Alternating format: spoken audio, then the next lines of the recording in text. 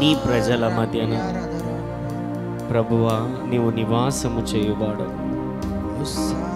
అందరి హృదయములలో తండ్రి నెమ్మది కలుగునట్లు, శాంతి కలుగునట్లు, సమాధానము దొరుకునట్లు, స్వస్థత నొందునట్లు, విడుదల నొందునట్లు, అద్భుతములు జరుగునట్లు, మహాకార్యములు జరుగునట్లు తండ్రి నీ కృపను అనుగ్రహించండి, నీ దయను అనుగ్రహించండి. సూచక మహత్కార్య అద్భుత కార్యములను నా తండ్రి నీ ప్రజల మధ్య నీవు ఎల్లప్పుడూ కొనసాగించమని యేసు నామమున ప్రార్థిస్తున్నాను తండ్రి. ఆమెన్.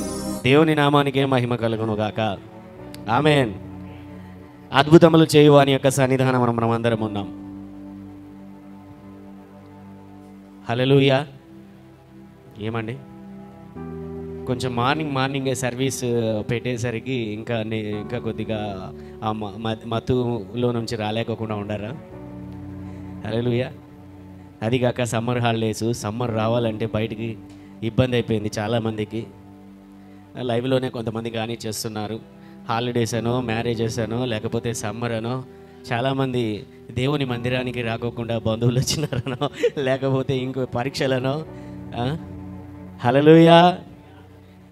దేవుని సన్నిధి, మన టైం టేబుల్ ఎప్పుడు నేను చెబుతూ ఉంటాను, మన టైం టేబుల్ ఎప్పుడు దేవుని ప్రాధాన్యతతో తయారు చేయబడాలి.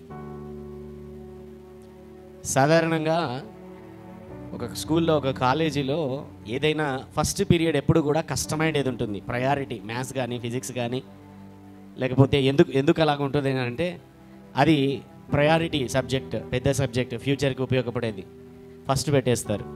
దానికి అనుగుణంగా తర్వాత ఏం చేస్తారంటే టైం టేబుల్ క్రియేట్ చేసుకుంటారు. అవునా కదా? హల్లెలూయా. మరి మన ప్రయారిటీ ఏంటి?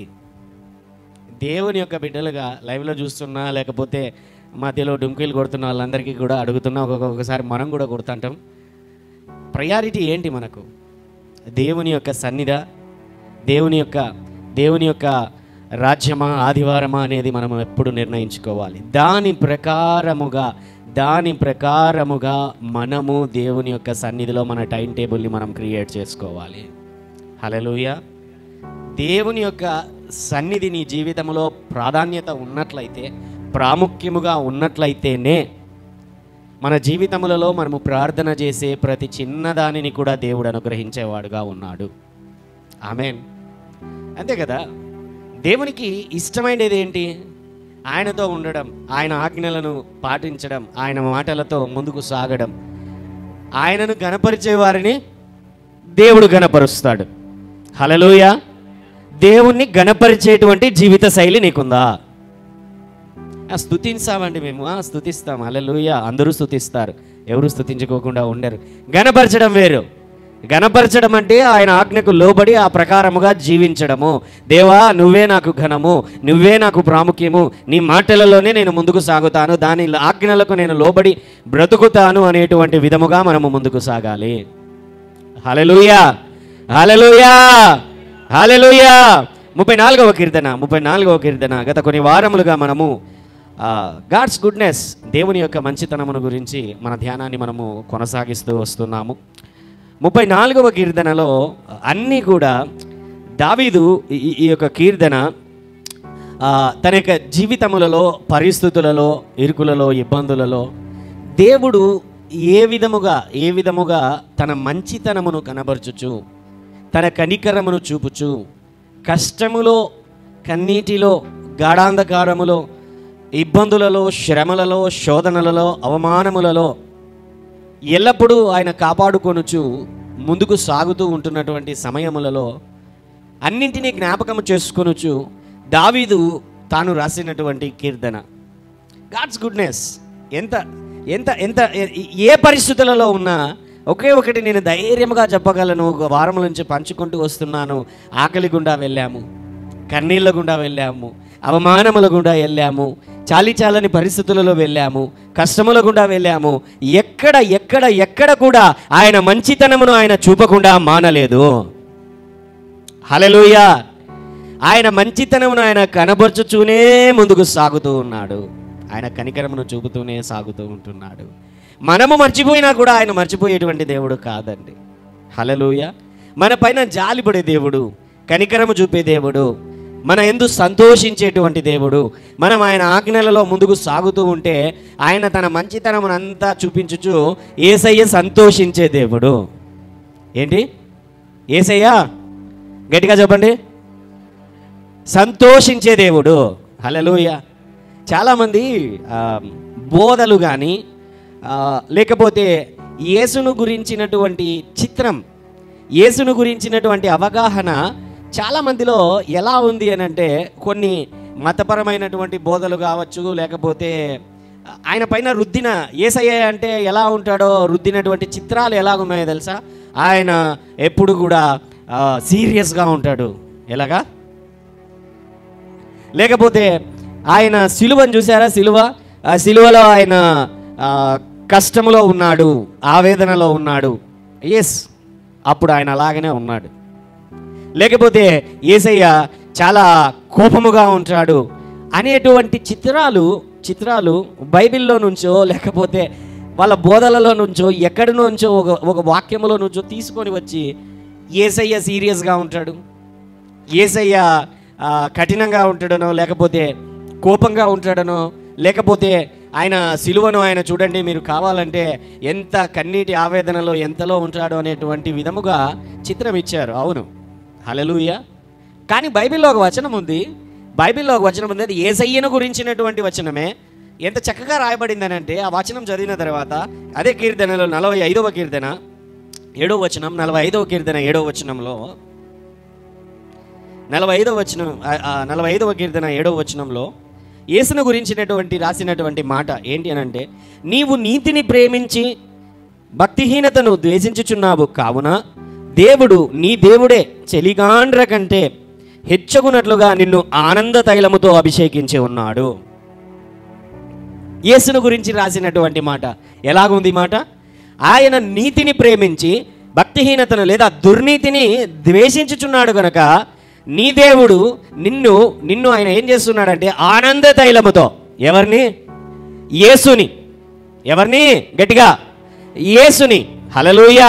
బాగా గుర్తుపెట్టుకోనండి, ఆయన పరిచర్యలో, ఆయన దినములలో ఆయన సంతోషంగా ఉన్నాడు. హల్లెలూయా. ఆయన చాలా దృఢముగా ఉన్నాడు, చాలా గట్టిగా ఉన్నాడు, చాలా స్ట్రాంగ్గా ఉన్నాడు, చాలా ఉన్నతంగా ఉన్నాడు. ఆయన ఎన్నో అద్భుతాలు జరుగుతూ వెళ్ళాయి ఆయన పరిచర్యలో. ఎన్నో సూచక కార్యాలు, మహత్కార్యాలు, ఉన్నత కార్యాలు, అన్ని అద్భుతాలు, సూచకార్యాలు, మహత్కార్యాలు అన్నీ కూడా జరుగుతూ ఉంటుండగా సంతోషంగా ఉండడా? హల్లెలూయా, హల్లెలూయా, హల్లెలూయా. కొంచెం నిద్రలో నుంచి మేల్కోవాలని గట్టిగా అరుస్తున్నాను ఈరోజు మీ అందరినీ కూడా. హల్లెలూయా. ఆయన యేసయ్య సంతోషంగా ఉన్నాడు, యేసయ్య దృఢముగా ఉన్నాడు, స్ట్రాంగ్గా ఉన్నాడు. ఎస్, సిలువలో ఆయన ఓడిపోయినటువంటి పరిస్థితి వలె సిలువలో కష్టమైనటువంటి పరిస్థితిని ఎదుర్కొన్నాడు. అవును, వాస్తవమే. అది కొంతకాలమే, కొంచెం సమయమే. హల్లెలూయా. ఆలోచించండి, ఈరోజు రాత్రి ప్రారంభమైంది ఆయన ప్రయాణము, రేపు సాయంత్రానికంతా ఆయన ప్రయాణము ముగిసింది. అవునా కాదా? ఆయనకు కష్టము కావచ్చు, ఆయన కన్నీరు కావచ్చు, ఆయన ఆవేదన కావచ్చు, ముగిసింది. అంతకు మునుపు ఆయన ఎలా ఉంటాడు? ఆయన వచ్చారండి, చాలామంది చుట్టూ వచ్చారు, ఆయన ముడితే స్వస్థపడుతున్నారు. ఎంత సంతోషంగా ఉన్నాడు ఆయన. అవునా కాదా? ఆయన చేతులు ఉంచగానే కుష్ఠరోగులు వీరు అందరూ స్వస్థ పొందుతున్నారు, చనిపోయిన వారు పైకి లేపబడుతున్నారు. ఆయన చాలామంది ఏంటి అని అంటే దేవుని యొక్క స్వరూపాన్ని, దేవుని యొక్క చిత్రాన్ని కోపముగా, కఠినముగా, లేకపోతే ఆ సిలువలో అది మాత్రమే ఊహించుకొని మిగతాదంతా వదిలేస్తున్నారు గాలికి. Hallelujah. But understand the word. దేవుని యొక్క వాక్యం చూడండి, ఆనంద తైలముతో. ఎందుకంటే ఆయన నీతిని ప్రేమిస్తున్నాడు, దేవుని వాక్యములో ఉంటున్నాడు, దేవుని యొక్క కృపను పొందుకుంటున్నాడు.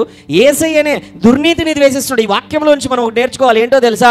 మనము కూడా నీతిని ప్రేమించి దుర్నీతిని ద్వేషించే వారమైతే, నీతిని ప్రేమించుచు పాపమును ద్వేషించే వారమైతే, దుర్మార్గతను ద్వేషించుచు మంచితనమును, దేవుని యొక్క కృపను ప్రేమించే వారమైతే ఆనంద తైలముతో దేవుడు మనల్ని కూడా అభిషేకించేటువంటి వాడు. హల్లెలూయా.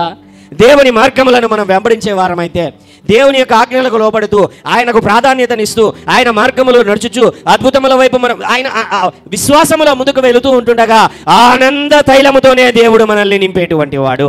తన మంచితనం అంతటితో తన కృపను చూపించేటువంటి దేవుడు.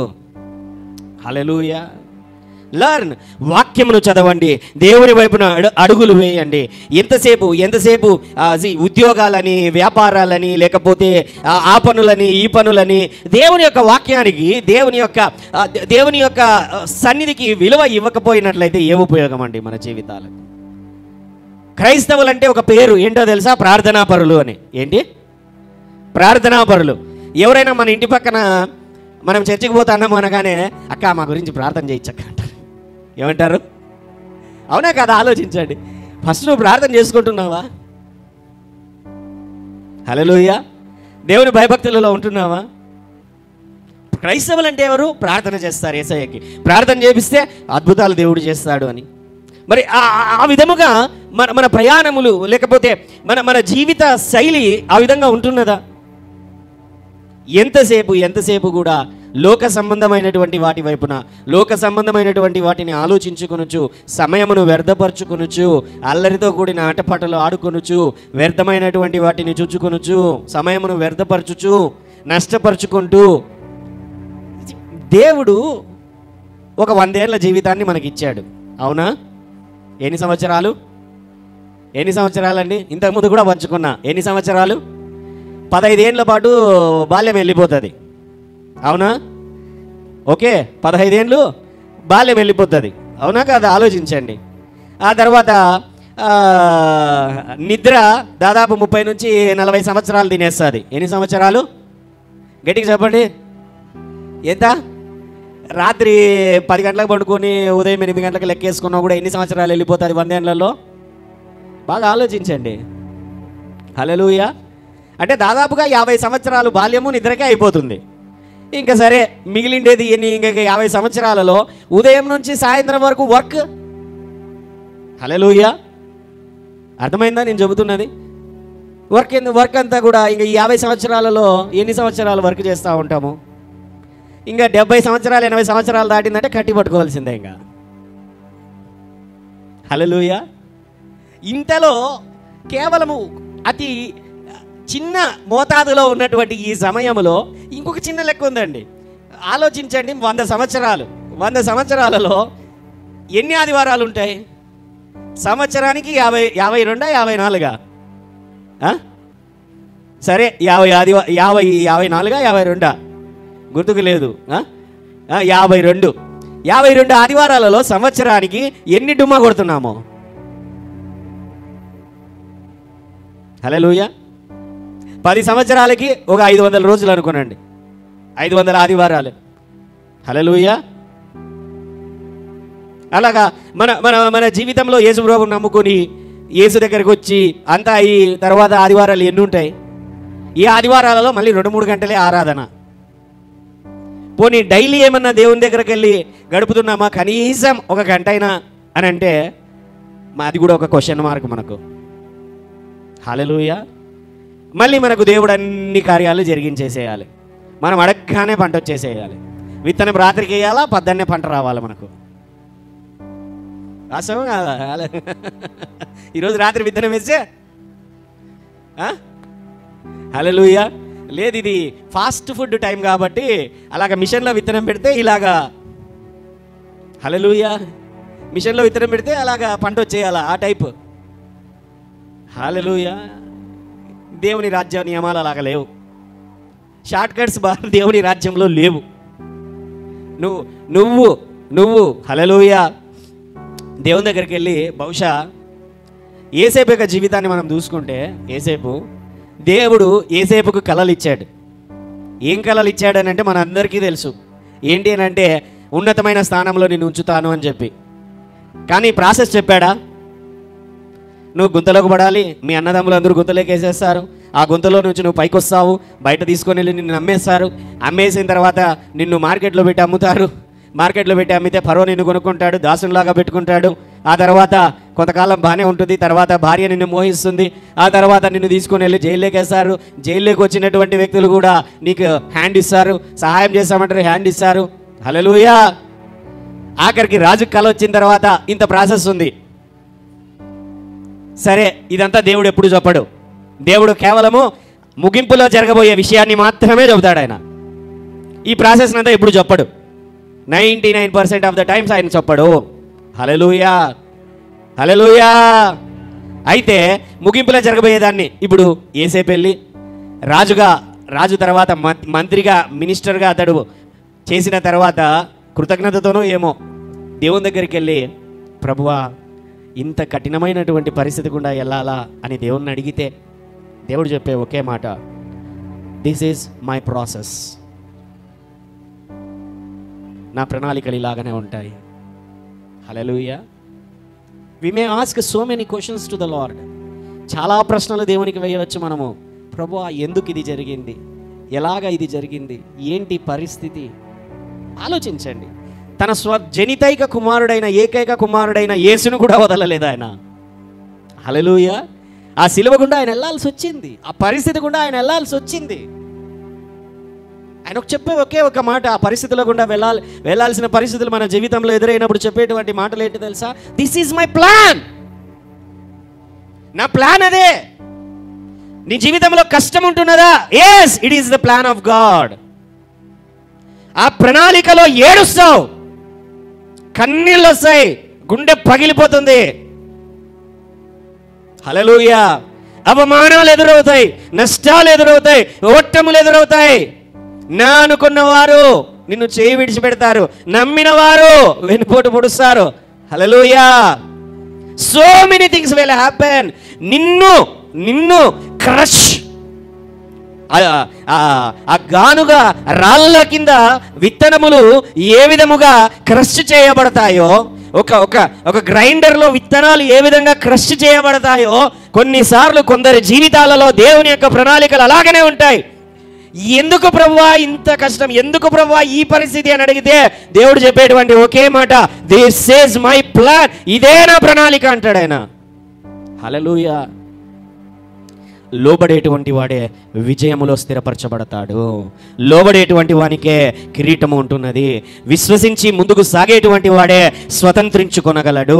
విశ్వసించి ముందుకు సాగేటువంటి వాడే జయించగలడు. అందుకనే ఆయన అంటాడు, జయించువానికి పరలోకములో ఉన్నటువంటి జీవవృక్ష ఫలము, జయించువానికి ఒక కొత్త పేరు, జయించువానికి ఈ కిరీటము. Hallelujah, hallelujah. Christian life is not a broad way life. చాలా విశాలమైనటువంటి మార్గంతో కూడినది కాదు. హల్లెలూయా. క్రైస్తవ జీవితము ఇట్స్ ఎ నారో వే, చిన్నని మార్గము. అందుకే యేసయ్య ఆ మార్గంలోనే ప్రవేశించు అని చెబుతున్నాడు. Hallelujah. So many things in the kingdom of God. ఒక్కొక్కటిగా మన జీవితాలలో మనము నేర్చుకుంటూ మనము ముందుకు వెళ్ళాలి.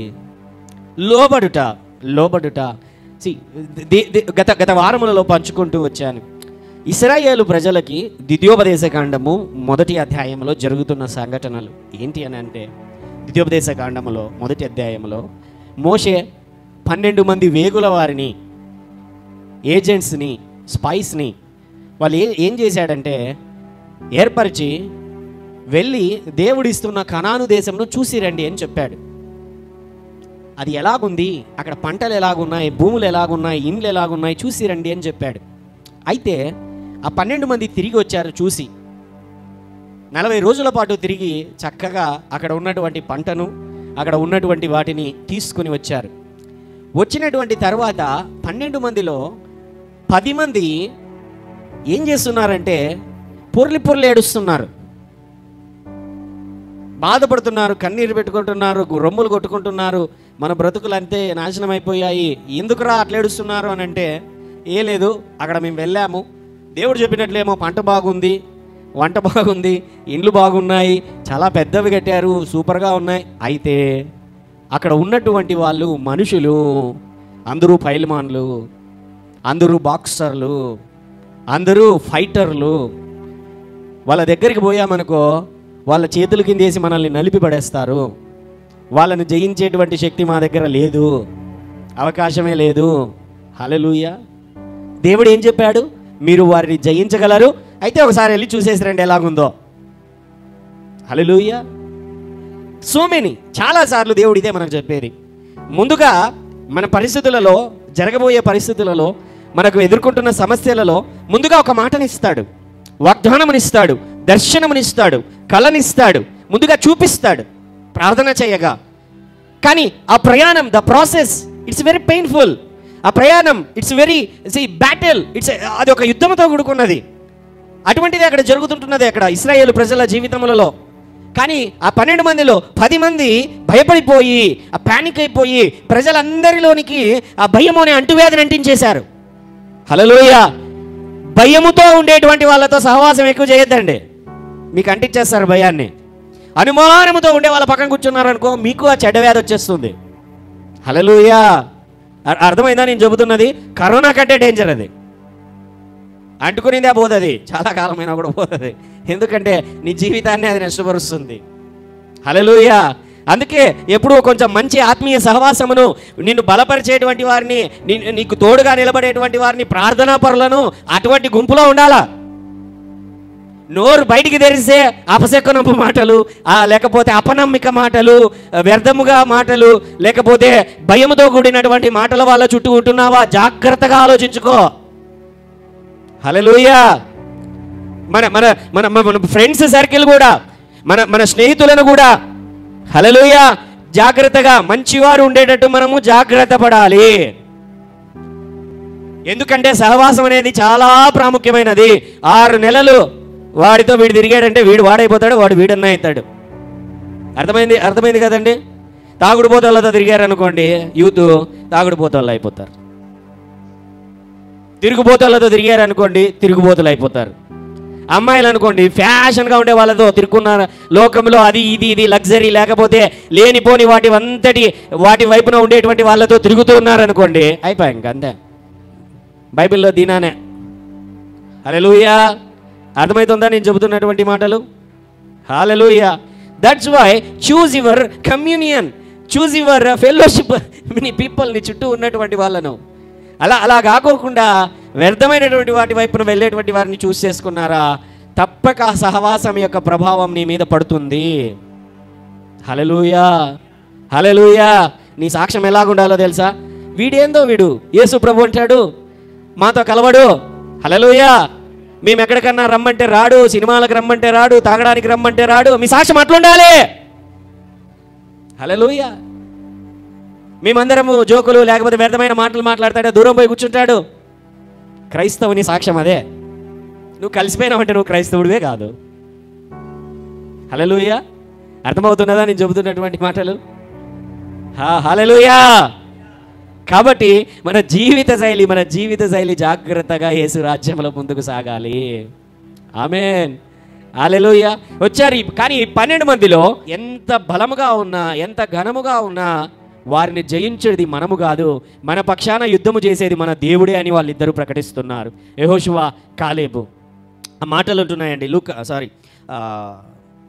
ద్వితీయోపదేశకాండం 1వ అధ్యాయం 26వ వచనంలో వారు అంటున్నారు కదా, అయితే మీరు వెళ్ళనొల్లక మీ దేవుడైన యెహోవా సెలవిచ్చిన మాటకు తిరుగుబడి మీ గుడారములలో సనుగుచు, యెహోవా మన యందు పగబట్టినందున మనల్ని సంహరించున్నట్లు అమోరీయుల చేతికి మనల్ని అప్పగించుటకు ఐగుప్తు దేశంలో నుండి మనల్ని రప్పించి ఉన్నాడు. అలాగే 33వ వచనంలో, అదే అధ్యాయం 33వ వచనంలో, మీ దేవుడైన యెహోవా యందు మీరు విశ్వాసం ఉంచలేదు. దేవుని యొక్క మాటలు అక్కడ ఉంటున్నాయి. వారు ఎప్పుడైతే విశ్వాసం ఉంచలేదో దేవునికి కోపం వచ్చి, దేవుడు బాధపడి వారిని ఆ దేశానికి వెళ్ళనీయకుండా 40 సంవత్సరముల పాటు అరణ్యములో వారు తిరగాల్సిన పరిస్థితి వచ్చింది. నమ్మకం లేకపోవుట, దేవుని మాటకు లోబడకపోవుట, విశ్వాసం ఉంచకపోవుట. హల్లెలూయా.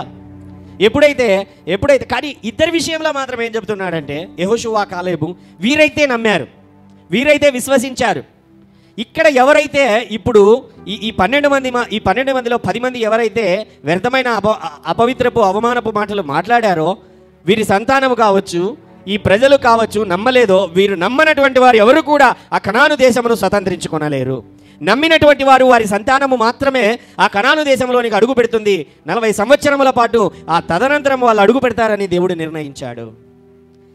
Faith pleases God.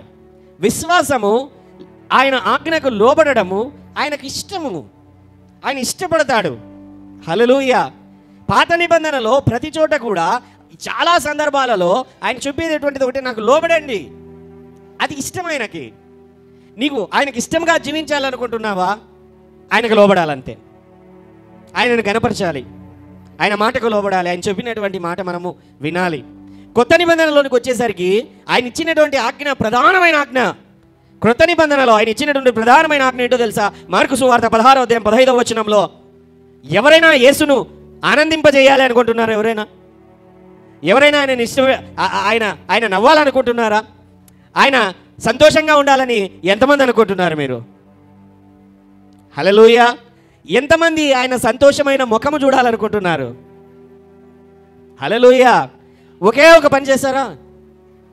చాలా ఇష్టమైన పని దేవునికి. అది ఏంటో తెలుసా? అది హల్లెలూయా. మీరు వెళ్ళి సర్వలోకమునకు వెళ్ళి సర్వ సృష్టికి సువార్తను ప్రకటించుడి. ఏమంటున్నాడు ఆయన? మీరు వెళ్ళి సువార్త ప్రకటించు. ప్రధానమైన ఆజ్ఞ, యేసు ఇచ్చినటువంటి ఆజ్ఞ, ఆయన పరలోకానికి తీసుకొని వెళ్ళబడేటువంటి సమయంలో ఇచ్చినటువంటి ఆజ్ఞ. మీరు వెళ్ళి ఆయన సంతోషంగా ఉండాలనుకుంటే, ఆయన నవ్వాలనుకుంటే, ఆయన హృదయంలో మనము సంతోషము కలగజేయాలనుకుంటే మనం చేయాల్సినటువంటి పని ఒకటే ఒకటి, సువార్త ప్రకటించడము. హల్లెలూయా. ఏ సమయంలో అయినా అనుకూలత ఉన్నా లేకపోయినా, పరిస్థితులు అనుకూలించినా అనుకూలించకపోయినా, always try to share the gospel. సువార్తను ప్రకటించు. ఏం చెప్పాడండి పాత నిబంధనలో? ఇశ్రాయేలు ప్రజలకు ఏం చెప్పాడంటే, మీరు వెళ్ళి ఆ భూమిని స్వతంత్రించుకోనండి, కనాను దేశమును స్వతంత్రించుకోనండి. హల్లెలూయా. కానీ 10 మందిలో 2 మాత్రమే సిద్ధంగా ఉన్నారు. ఆ 2ని బట్టి దేవుడు ఆనందించాడు. ఆ 10 మందిని బట్టి ఆయన ఏం చేస్తున్నాడు? బాధపడుతున్నాడు. హల్లెలూయా. క్రొత్త నిబంధనలో ఆయన ఏం చెబుతున్నాడంటే, ఇప్పుడు సర్వ సృష్టికి వెళ్ళి, ఇశ్రాయేలు దేశానికి మాత్రమే పరిమితం చేయలేదు ఆయన. ఇప్పుడు సర్వ భూమి మీదకి వెళ్ళి, ప్రతి చోటికి వెళ్ళి, ప్రతి పల్లెకి వెళ్ళి, ప్రతి ఒక్క చోటలకు వెళ్ళి మీరిప్పుడు స్వతంత్రించండి. ఏమి స్వతంత్రించాలి? ఆత్మలను స్వతంత్రించుకోవాలి. ఆత్మలను దేవుని రాజ్యములోనికి మనము పట్టుకోవాలి. హల్లెలూయా. సోల్స్ దేవుని రాజ్యములోనికి. పాత నిబంధనలో భూమిని స్వతంత్రించుకున్నారు. క్రొత్త నిబంధనలో దేవుని రాజ్యములో అనేకులైనటువంటి ప్రజలను స్వతంత్రించుకోవడానికి దేవుడు ఆజ్ఞ ఇస్తున్నాడు. యెహోషువ, కాలేబు అంటే ఇద్దరిలాగా ఉండాలనుకున్నారా, లేకపోతే ఆ 10 మంది గుంపులో ఉండాలనుకుంటున్నారా? హల్లెలూయా. ఏ గుంపులో నువ్వు ఉండాలనుకుంటున్నావు? చెప్పండి మీరే. హల్లెలూయా. ఏ గుంపులో ఉండాలనుకుంటున్నావో నిర్ణయం నీదే. నిర్ణయం నీదే. నువ్వు లోబడి, ఆయన ఆజ్ఞకు లోబడి సువార్త ప్రకటించడానికి సిద్ధపడుతున్నావా? ఆ 2 గుంపులో ఉంటావు. లేదు, నా మట్టుకు నేను, నా బ్రతుకు నాది. హల్లెలూయా. లాస్ట్ వీక్స్లో కూడా నేను కొన్ని వివరించుకుంటూ వచ్చాను. 3 టైప్స్ ఆఫ్ ప్రేయర్స్, 3 రకాలైనటువంటి ప్రార్థనలు. మొదటి రకమైన ప్రార్థన ఏంటి అంటే, నేను, మా ఆయన, నా భార్య, పిల్లలు, ఇల్లు, ఉద్యోగము, వ్యాపారం, నేను అనే లెవెల్, అది నాది అంతే. రెండవది ఇంకొక లెవెల్ ఉందన్నమాట. ఆ లెవెల్లో ఏంటి అంటే, నువ్వు ప్రేమిస్తావు ఇతరుల్ని, ఇతరుల గురించి ప్రార్థన చేసే లెవెల్, ఇతరుల గురించి ఆలోచించే లెవెల్, ఇతరుల రక్షణలోనికి నడిపించుకోవాలనే లెవెల్. ఇంకొకటి ఉంది, మూడవది. అది ఏ అక్కరను గురించి అడగదు, ఎవరి గురించి అడగదు. అది ఏంటి అని అంటే, నువ్వు దేవుడు, నువ్వు యేసు, నువ్వు పరిశుద్ధాత్మ దేవుడు, ఆయనతో నువ్వు, నీతో ఆయన. హల్లెలూయా. ఏ లెవెల్లో ఉన్నావో నువ్వే ఆలోచించుకో. వ్యాపారము, ఉద్యోగము, ఎస్ చెయ్యాలి, అంతటితోనే ఆగిపోతున్నావా? కేవలము స్వార్థపూరితమైన ప్రార్థన, అదంతే. అయితే ఇతరుల గురించి చేస్తున్నావా? నిన్ను వలే నీ పొరుగువానిని ప్రేమించుమనే ఆజ్ఞ నెరవేర్చబడతా ఉంది. అయితే మొదటి ఆజ్ఞ ఉన్నది. ఏంటి ఆ మొదటి ఆజ్ఞ అని అంటే, హల్లెలూయా, ఆయన నీ ప్రభువైన దేవుని నీ పూర్ణ హృదయముతో, పూర్ణ మనస్సుతో, పూర్ణ బలముతో ఆరాధించుట.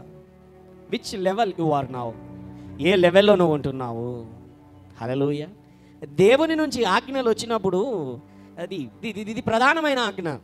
కానీ ఇండివిజువల్ లైఫ్స్కి దేవుని దగ్గర నుంచి ఏదైనా ఆజ్ఞలు వచ్చాయనుకోండి, దేవుడిచ్చేటువంటి మాటలు, దర్శనాలు, దేవుడిచ్చేటువంటి కళలు అందరికీ కావాలి కదా? కావాలా వద్దా? ప్రవచనాలు, వాక్యాలు, వాగ్దానాలు, మాటలు అందరికీ కావాలనేటువంటి ఆశ ఖచ్చితంగా ఉంటుంది కదా? ఉంటుందా ఉండదా? కావాలనే వాళ్ళు ఎంతమంది చెప్పండి? దేవుడు నాతో మాట్లాడాలండి అనేటువంటి వాళ్ళు. హల్లెలూయా. చాలా ఇష్టం కదా దేవుడు మాట్లాడితే. దేవుడిచ్చే మంచి మాటలు పొందుకోవడానికి చాలా ఇష్టపడతాం, అవునా? మరి దేవుడు ఇచ్చేటువంటి మంచి మాట, దేవుడిచ్చేటువంటి మంచి మాట బాగా గుర్తుపెట్టుకోనండి. అంతా సాఫీగా సాగిపోతుందా? దేవుడు ఏదైనా మాట ఇచ్చాడంటే అంత సాఫీగా సాగిపోతుందా? అంత హ్యాపీగా ఉంటుందా? ఉండదా? హల్లెలూయా. దేవుని మాటలు ఎంతమందికి కావాలి? అందరికి కావాలి. హల్లెలూయా. మరి అంత సాఫీగా ఉంటుందా దేవుడు మాట ఇచ్చాడంటే? అంత కూల్గా ఉంటుందా? అంత నెమ్మదిగా ఉంటుందా? ఏం సమస్యలు లేకుండా ఉంటాయి కదా? ఉంటాయా ఉండవా? ఉంటాయా ఉండవా? హల్లెలూయా. పోనీలేండి, నేను చెబుతున్నటువంటి బోధన అర్థమన్నా చేసుకుంటున్నారు. Hallelujah. God's word so many times disturbs our lifes. దేవుడిచ్చేటువంటి మాట చాలా సందర్భాలలో మన జీవితాలను తారుమారు చేసేస్తుంది. దేవుడిచ్చే కళ అయినా, దర్శనమైన, ప్రవచనమైన, మాట అయినా మన జీవితాలను చాలా ఒత్తిడికి గురి చేస్తుంది, కఠినమైన పరిస్థితులలోనికి నడిపిస్తుంది. దేవుడిచ్చే మంచి మాటే, హల్లెలూయా, దేవుడిచ్చినటువంటి దర్శనమే, దేవుడిచ్చినటువంటి కళనే చాలా సందర్భాలలో కఠినమైన పరిస్థితుల గుండా అది మనల్ని నడిపిస్తుంది. బైబిల్లో కన్య అయిన మరియమ్మ దగ్గరికి గబ్రియేలు పంపబడ్డాడా? పంపబడిన తర్వాత గబ్రియేలు మరియమ్మతో ఏమన్నాడో చెప్పండి.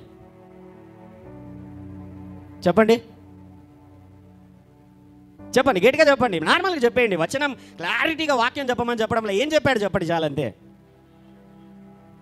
గట్టిగా దేవుని కుమారునిగా మరియా భయపడద్దు, దయాప్రాప్తురాలా. ఏముంది? దయాప్రాప్తురాలా, నీకు శుభము. ఏం చెప్పాడు దేవుని వాక్యము? శుభము. ఏంటయ్యా శుభము?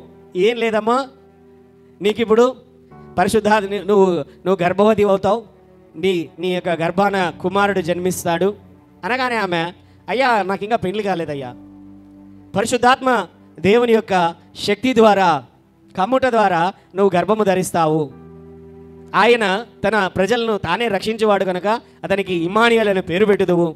ఎంత మంచి మాట అండి, ఎంత శుభవచనము. ఆయన మళ్ళీ వచ్చి ఎంత సింపుల్గా దయాప్రాప్తురాలా ఏమంటున్నాడు?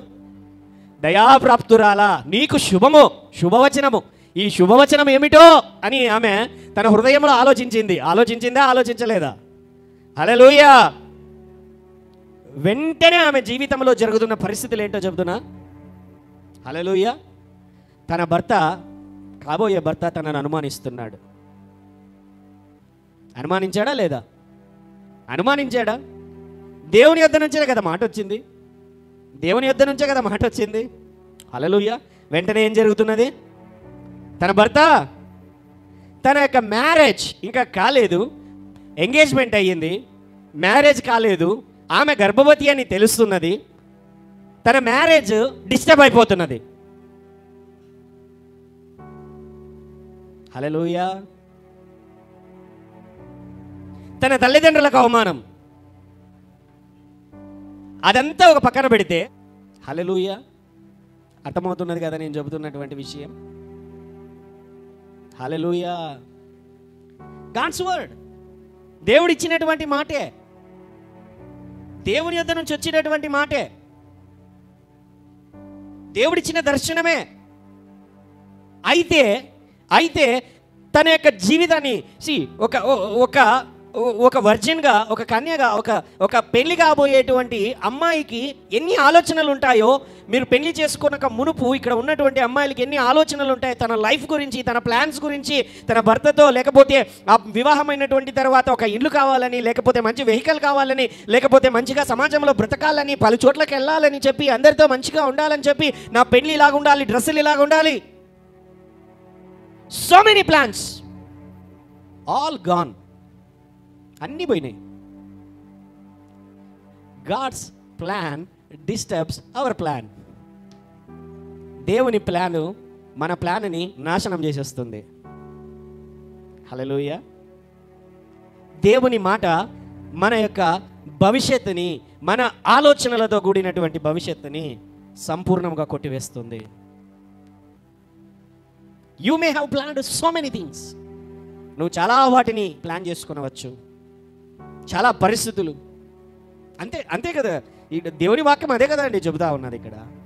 ఆమె వివాహం కొరకు ఎంతగా సిద్ధపడి ఉంటుందో, వివాహం అయ్యే పరిస్థితులే లేవు. ఇంకా వివాహం జరిగినట్లు బైబిల్లో ఏం లేదు అక్కడ. తన భర్త చేర్చుకున్నాడు అంతే, ఇంకా వివాహం అదే అయిపోయింది. అంతే. పెళ్లి అనే కాన్సెప్ట్ బైబిల్లో జరగలేదు ఆమెకి.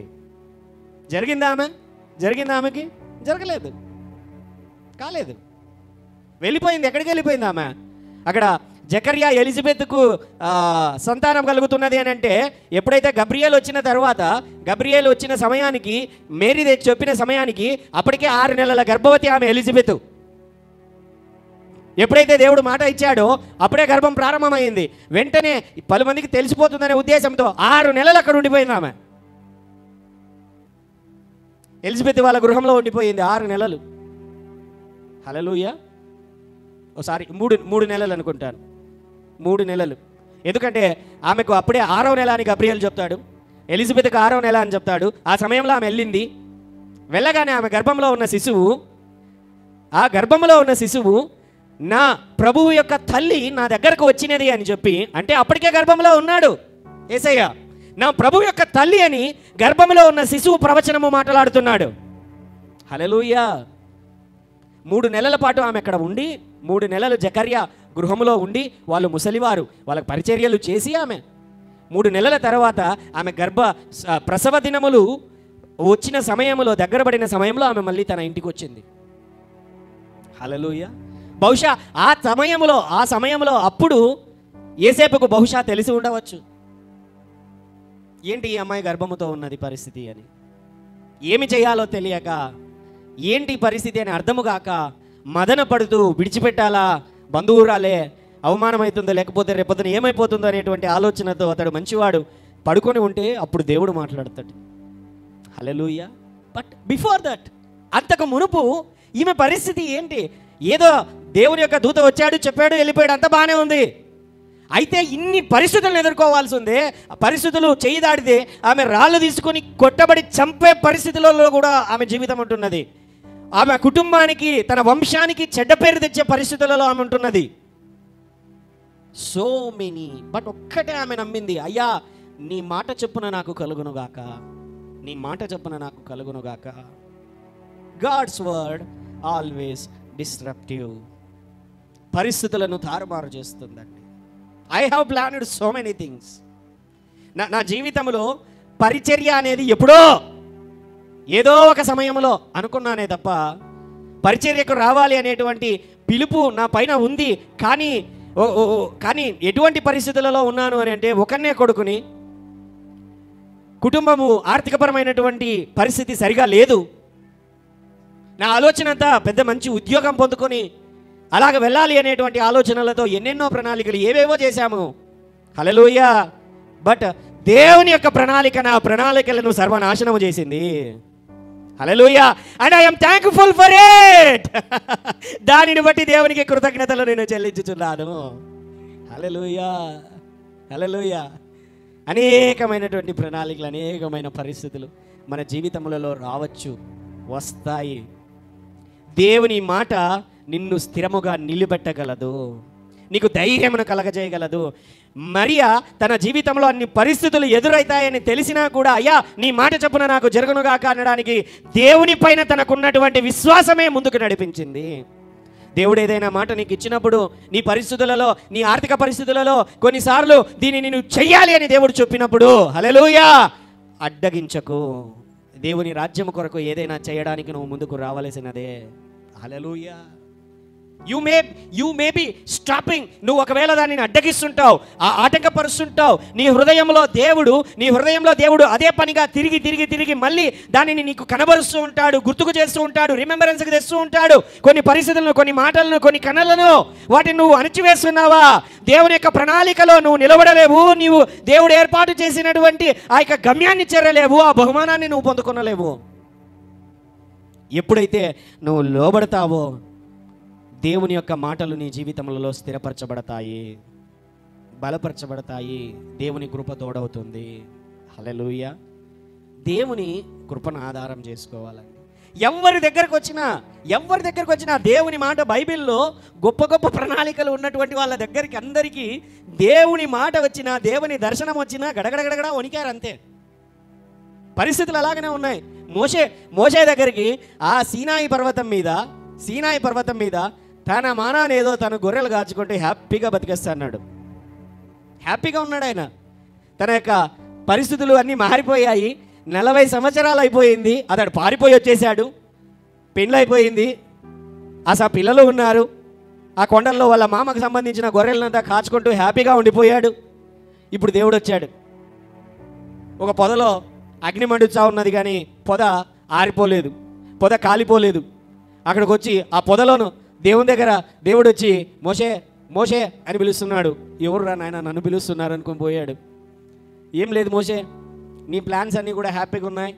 ఏదో గొర్రెలు కాచుకుంటావు, నీ భార్య బాగా చేసి పెడుతుంది, రాత్రికి తింటావు, పడుకుంటావు, హ్యాపీగా ఉంటావు, ఈ కొండ బాగుంది నీకు.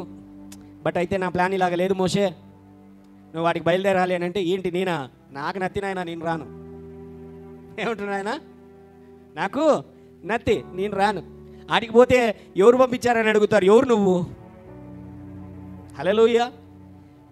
If you study the Bible, మొదటిసారిగా అంటే ఈ పేరు యెహోవా అనేటువంటి పేరు, నామము బైబిల్లో మొదటిసారిగా మోషేకి మాత్రమే పరిచయం చేయబడింది.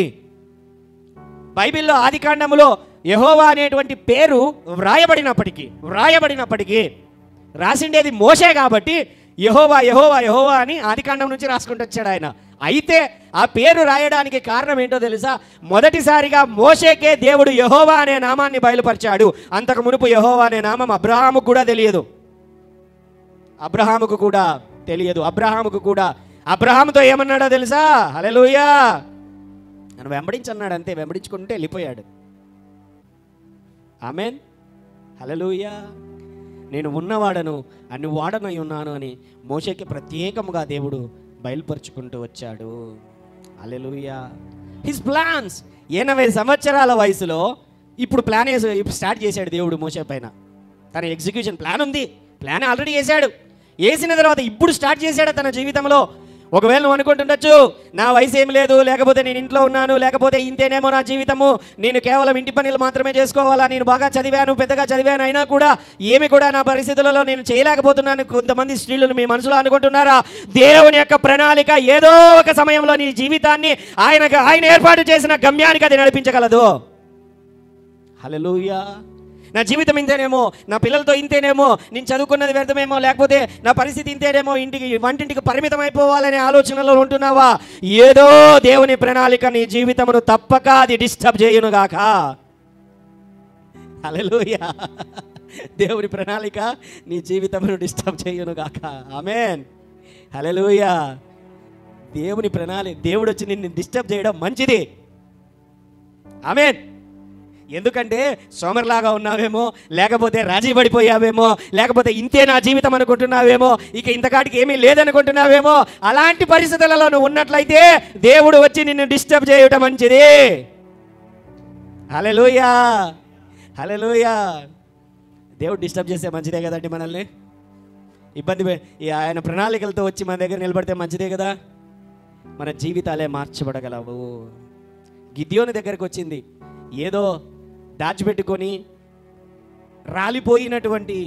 రాలిపోయినటువంటి ఆ యొక్క గింజలను విత్తనాలను వేరుకొని వాటిని వండుకొని ఏదో కుటుంబాన్ని కాపాడుకోవాలి, తను ముందుకు సాగాలి అనుకుంటుండే వాని దగ్గరకు వచ్చి, శత్రువులు చూస్తే నన్ను చంపేస్తారు అనేటువంటి పిరికివాని దగ్గరకు వచ్చి, ఏంటి శత్రువులు చూస్తే నన్ను చంపేస్తారని దాక్కొని బతుకుతున్న పిరికివాని దగ్గరకు వచ్చి అతని వైపున చూసి, నీలో ఫైటర్ కనబడుతున్నాడు నాకు. ఏంటి? నీలో ఫైటర్ కనబడుతున్నాడు నాకు, మహాపరాక్రమము కలిగిన బలాఢ్యుడా. ఏమంటున్నాడు అతనితో? శత్రువులను చూచి భయపడి దాక్కునే వాని దగ్గరకు వచ్చి, మహాపరాక్రమము కలిగిన బలాఢ్యుడా. ఆయన బహుశా ఆ వ్యక్తి ఇలాగ చూసి అతనితో అనగానే, నన్నేనా పక్కన ఉన్నాను అంటున్నావు అని కూడా బహుశా పక్కన చూసి ఉండొచ్చు. Hallelujah. That is what happened. Hallelujah. దేవుని యొక్క ప్రణాళికలు, దేవుడు ఇచ్చేటువంటి మాట ఎప్పుడు మంచి మాటనే మనకిస్తాడు. ఆ మాట అనేకమైన పరిస్థితులను మన జీవితములలో కలగజేసినా చివరికి అది మనల్ని విజయములోనే నిలబెడుతుంది, అద్భుతములే జరిగిస్తుంది. హల్లెలూయా. హల్లెలూయా. My life. కొన్నిసార్లు దేవుడు నడిపించేటువంటి పరిస్థితులు డిస్టర్బ్.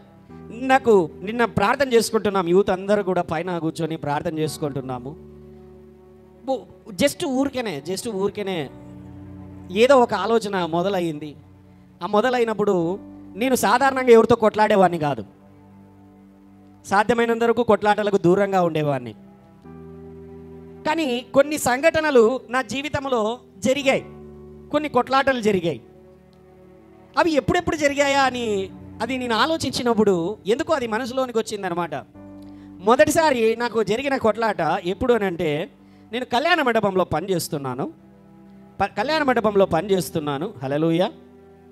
ఏమైనదంటే, కళ్యాణ మండపంలో సప్లయర్ ఇచ్చేటువంటి వ్యక్తి సామాన్లు ఎవరో దొంగిలించారు అని చెప్పి అక్కడ మేనేజర్గా పనిచేస్తున్న నా మీదకి కొట్లాటకు వచ్చాడు. ఆఖరికి ఎటువంటి కొట్లాట అంటే, జట్టి బట్టి ఇక గట్టిగా ఈడ పట్టుకొని ఇంకా కొట్టుకొని అంత స్టేజ్కి వచ్చేసింది. అప్పటికే యేసుప్రభువును వెంబడించడం ప్రారంభించాను, నమ్ముకున్నాను.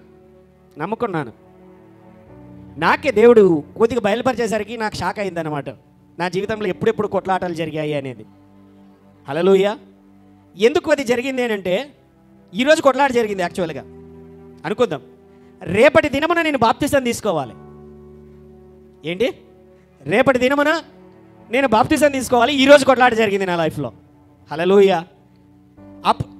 నిన్న గుర్తుకొచ్చాయండి అన్నీ కూడా, ఎందుకు వచ్చాయో నాకైతే తెలియదు కానీ. హల్లెలూయా. కొట్లాట నా జీవితంలో ఏదైనా వచ్చిందా? దానికి ముందు ఏదో పెద్ద సంఘటన సాతాను తీసుకొని వచ్చాడు అనమాట. హల్లెలూయా.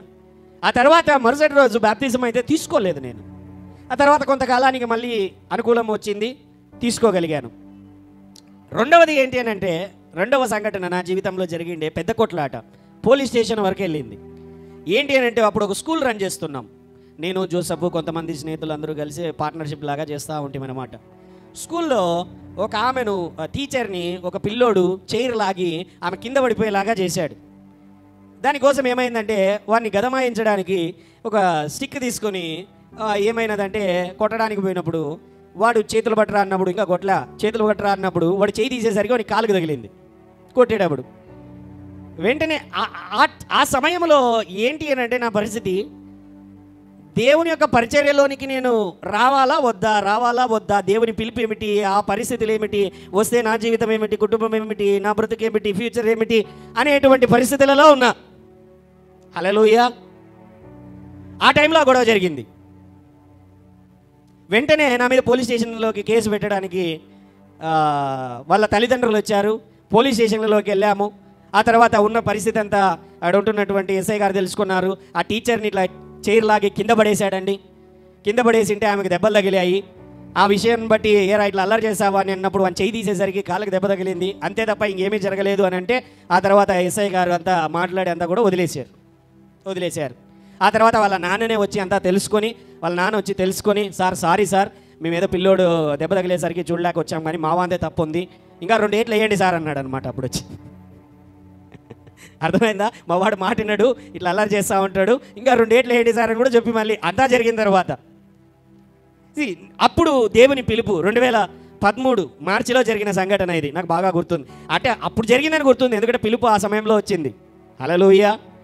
ఇంకా ఆ తర్వాత నా జీవితంలో జరిగిన ఒక పెద్ద సంఘటన మీ అందరికీ తెలిసిండేదే. ఎవరు నవ్వుతున్నారు? మీ అందరికీ దాదాపుగా చాలామందికి తెలిసిండేదే. నా కుటుంబంలో నా భార్య నన్ను మోసం చేయడం, ఈ తర్వాత పోలీస్ స్టేషన్లో కేసులు అవ్వడాలు అవన్నీ జరుగుతూ ఉన్నాయి. అది అంటే బాప్తిస్మ దగ్గర గొడవ, రక్షణ ఇది పరిచర్యలోనికి వచ్చేటువంటి సమయంలో గొడవ, నా జీవితంలో ఇంకొక స్టెప్లోనికి వెళ్ళేటప్పుడు పెద్ద గొడవ. ఇవన్నీ దేవుడు జ్ఞాపకం చేసిన తర్వాత ఒకే ఒక మాట అన్నాడండి.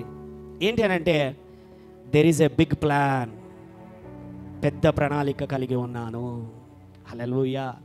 I am protecting you. ప్రతి సమస్య నుంచి, ప్రతి కొట్లాట నుంచి, ప్రతి అపనిందనల నుంచి, అవమానములు, సమస్యలు, ఇరుకులు, ఇబ్బందులు రావు అని చెప్పడం లేదు దేవుడు నాతో. హల్లెలూయా. అయితే వాటన్నింటి నుంచి నిన్ను కాపాడదలచాను.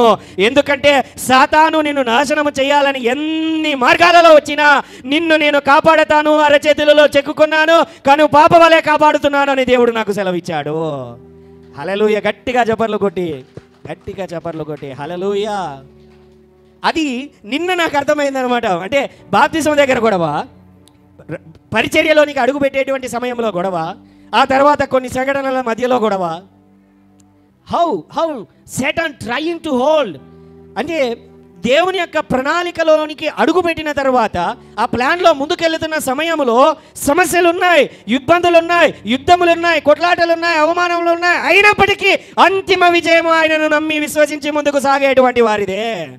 హల్లెలూయా. మీ జీవితములలో అవమానములు, కష్టములు, నష్టములు, ఇరుకులు, ఇబ్బందులు నాకే ఎందుకు అని అడుగుతున్నావా? యేసు ఈరోజు నీతో మాట్లాడుతున్నాడు. దేవుడిచ్చినటువంటి మంచి మాట నెరవేర్చబోయే సమయం అతి ఆసన్నమవుతున్నది, అతి దగ్గరలో నీ జీవితంలో ఉంటున్నది. తప్పక దేవుడు నీ జీవితంలో ఆ విజయములో నిన్ను స్థిరపరచునుగాక. యేసు నామమున స్వస్థత కలుగునుగాక, విడుదల కలుగునుగాక, అద్భుతములు జరుగునుగాక, మహత్కార్యములు జరుగునుగాక.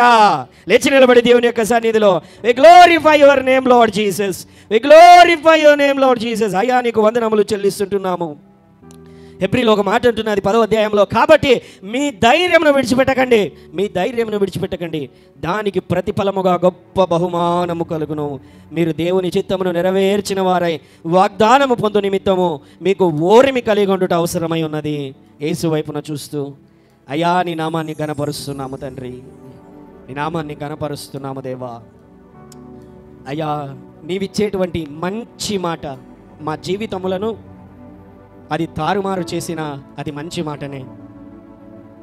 నీవిచ్చేటువంటి మంచి మాట, దర్శనము, కళ.